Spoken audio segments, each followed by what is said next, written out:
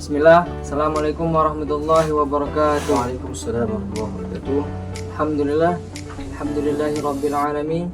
Wassalatu wassalamu ala asyrafil anbiya'i wal mursalin wa ala alihi wa sahbihi ajma'in.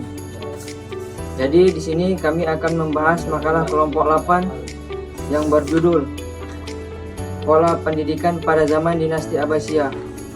Kami dari kelompok 12, saya Muhammad Aulur Rahman sebagai moderator, Dan saya Argi Mahendra sebagai materi pertama. Dan saya Mutia Abdillah sebagai pemateri ketiga. yang dimana video ini kami buat untuk memenuhi tugas akhir sejarah pendidikan Islam. Dinasti Abbasiyah merupakan kelanjutan dari dinasti Umayyah, di mana pendiri dari khilafah ini adalah keturunan Al-Abbas, paman Nabi Muhammad SAW, yaitu Abdullah Al-Saffah, ibnu Muhammad, ibnu Ali, ibnu Abdullah, ibnu Al-Abbas, di mana pola pemerintahan yang ditetapkan berbeda-beda sesuai dengan perubahan politik, sosial, dan budaya. Dinasti Abbasiyah didirikan oleh Abdullah Al-Saffah, ibnu Muhammad, ibnu Ali, ibnu Abdullah, ibnu Al-Abbas. Kekuasaannya berlangsung dalam rentang waktu yang panjang dari tahun 132 Hijriah sampai dengan 656 Hijriah. Masa Daulah Abbasiyah adalah masa keemasan Islam atau sering disebut dengan istilah The Golden Age. Pada masa itu, umat Islam telah mencapai puncak kemuliaan baik dalam bidang ekonomi, peradaban, dan kekuasaan. Selain itu juga telah berkembang berbagai cabang ilmu pengetahuan, ditambah lagi dengan banyaknya penerjemahan buku-buku dari bahasa asing ke bahasa Arab. Fenomena ini kemudian yang melahirkan cendekiawan-cendekiawan besar yang menghasilkan berbagai inovasi baru di berbagai disiplin ilmu pengetahuan. Pada masa Nabi, masjid bukan hanya sebagai sarana ibadah, tapi juga sebagai tempat menyiarkan ilmu pengetahuan pada anak-anak dan orang-orang dewasa. Di samping sebagai tempat peradilan, tempat berkumpulnya tentara, dan tempat menerima duta-duta asing.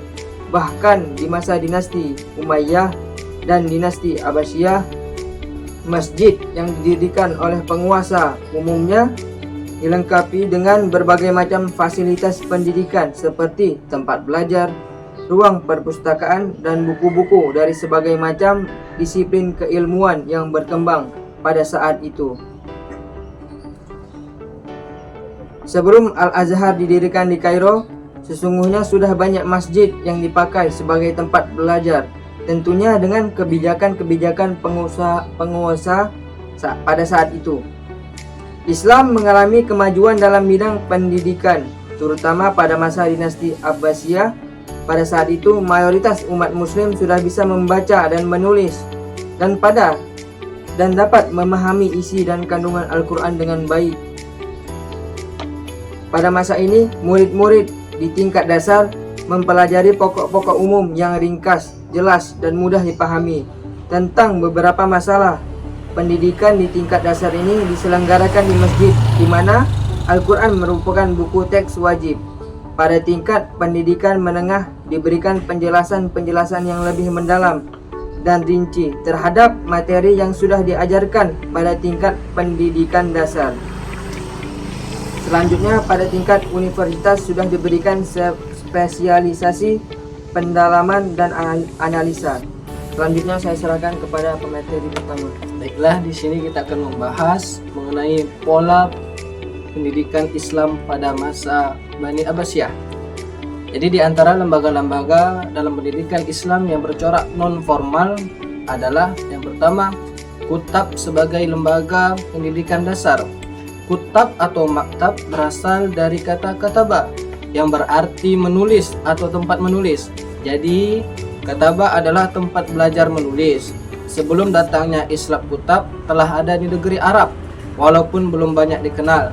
Di antara penduduk Mekah yang mula-mula belajar menulis huruf Arab di kitab ialah Sufyan bin Umayyah, Ibnu Abu Syams, dan Abu Qais Ibnu Abdi Manaf, Ibnu Zuhran, Ibnu Kilab. Selanjutnya yang kedua, pendidikan rendah di istana. Adapun corak pendidikan anak-anak di istana berbeda dengan pendidikan anak-anak di kutab-kutab. Pada umumnya di istana para orang tua siswa atau para pembesar istana yang membuat rencana pembelajaran selaras dengan anaknya dan tujuan yang ingin dicapai orang tuanya. Selanjutnya yang ketiga, rumah-rumah para ulama atau ahli ilmu pengetahuan. Walaupun sebenarnya rumah bukanlah merupakan tempat yang baik untuk tempat memberikan pelajaran, namun pada zaman kejayaan perkembangan ilmu pengetahuan dan kebudayaan Islam, banyak juga rumah-rumah para ulama dan ahli ilmu pengetahuan menjadi tempat belajar dan pengembangan ilmu pengetahuan. Selanjutnya, rumah sakit.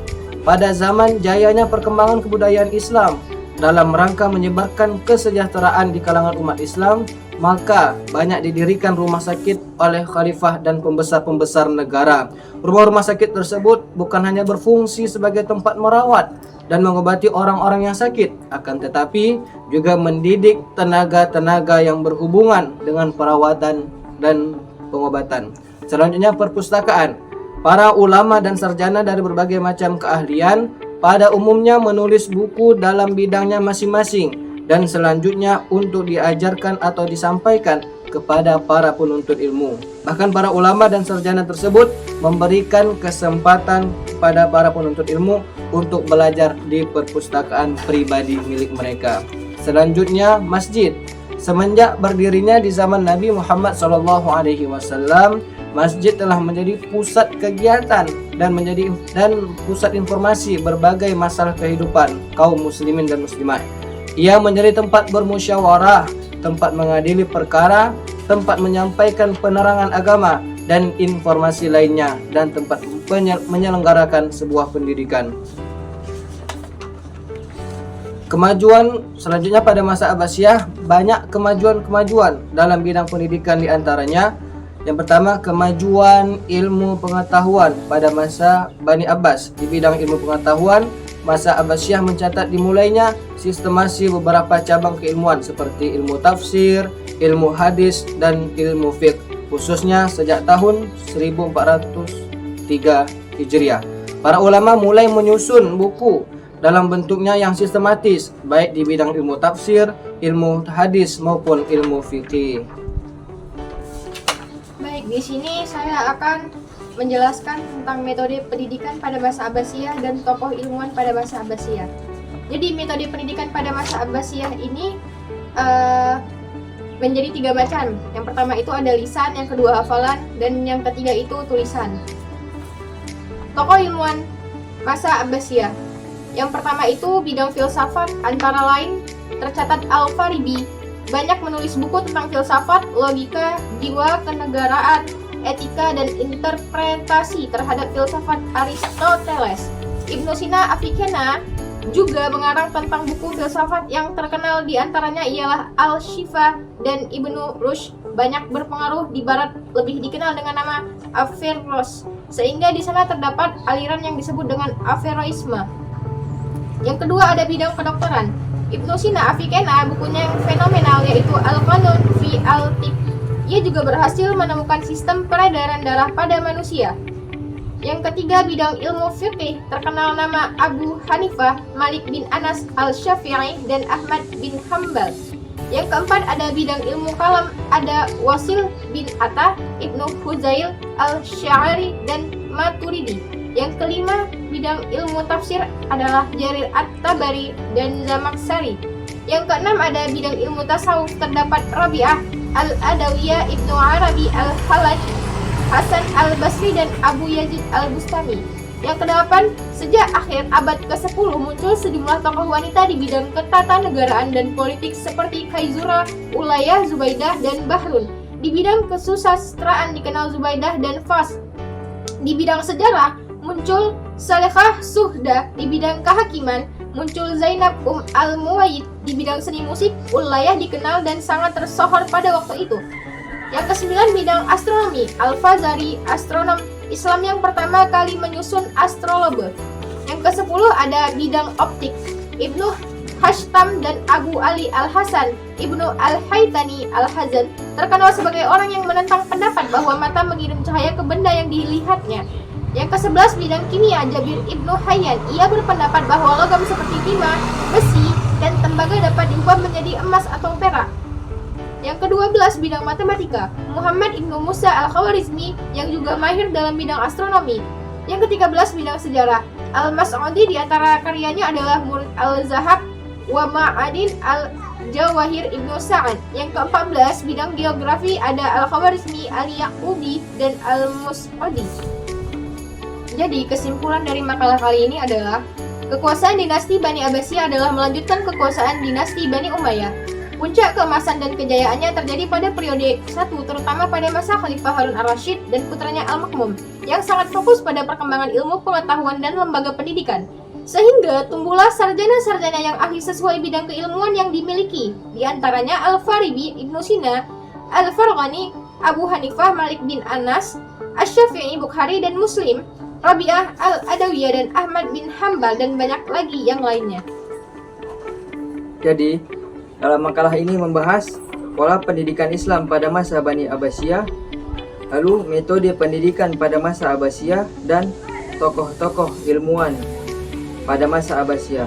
Jadi, menurut pandangan kami, makalah ini sudah sangat bagus, sehingga kami dapat memahami dengan jelas apa-apa yang dibahas dalam makalah ini.